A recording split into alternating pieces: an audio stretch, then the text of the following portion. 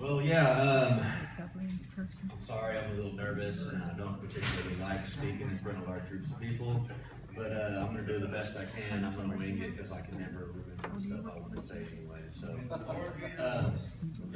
the story of restoration in my life is I think pretty awesome because of where I came from, and I'm going to touch on 3 points that I've got in my head just to illustrate, just to keep me on topic here. So it's where I came from, my getting saved, and where I'm at now. Where I came from, I've been through quite a bit. The whole rough childhood thing. I can relate to that.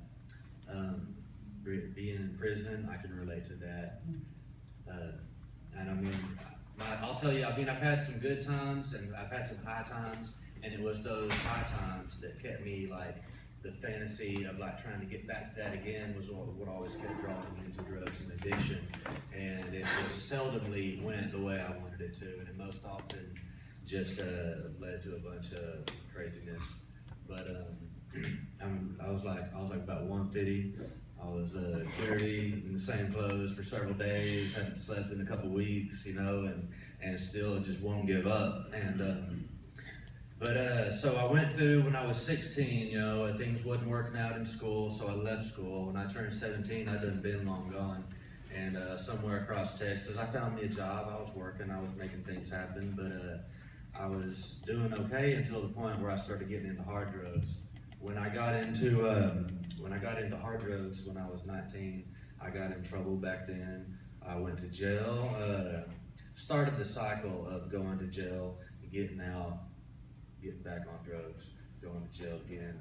That pattern continued pretty much my whole life. I'm 32 years old now, so I've struggled with drugs for almost 20 years. Started doing weed and stuff when I was about 13.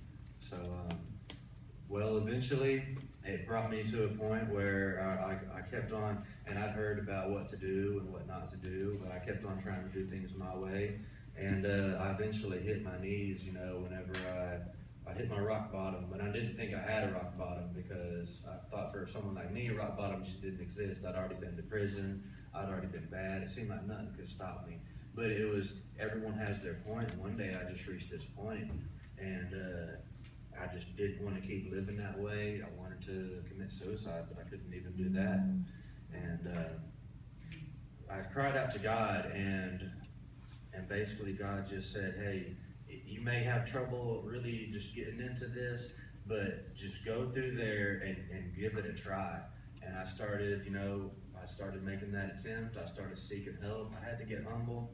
I had to really push for help. And there's a scripture in the Bible. And sometimes everyone just ain't jumping to help you, especially if you've already tried to get their help and you've already given the runaround a whole bunch of times.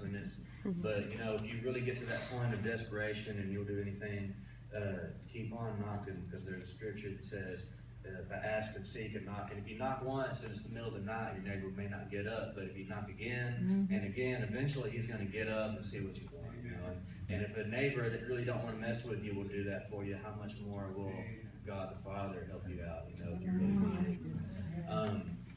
So I started trying to do this, and I've been clean for almost a year.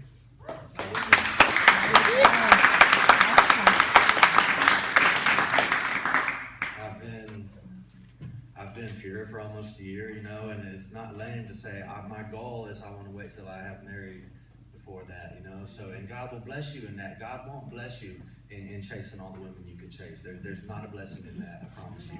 And basically, so I got saved whenever I cried out to God, and when I accepted Him and His ways, and I would always chose to accept Him and be a fan of it, but I never chose to really follow it. And that's whenever I started walking with God, when I started actually following the ways. So where I'm at now is, I've got my own. I don't have a whole bunch. I'm not trying to sit here and say I got all this cool, great stuff, but I got my own place. I got a car. I got a phone. And it's kind of like a reverse country song.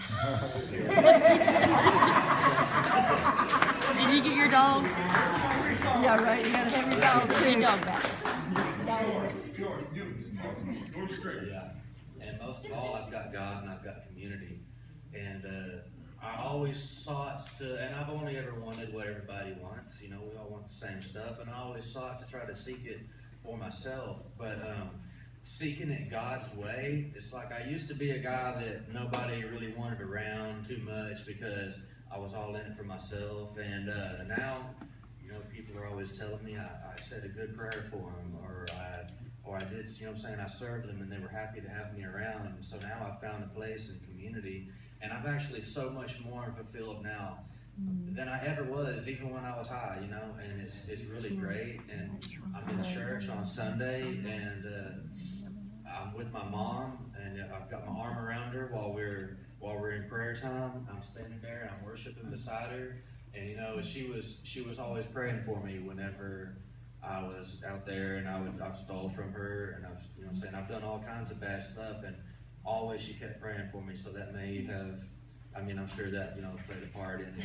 Because, well, anyway, my life has been restored. My life is, I've struggled with drugs and addiction my whole life, and I'm standing before you now saying, God can take you. God can take you from that to you're a man in community. You're a man of integrity. You're a man of honor, and you're a man who's trying to be all the good stuff. You can actually go from that to that, and you can stand before people and say, "Hey, look what God did for me." Yes.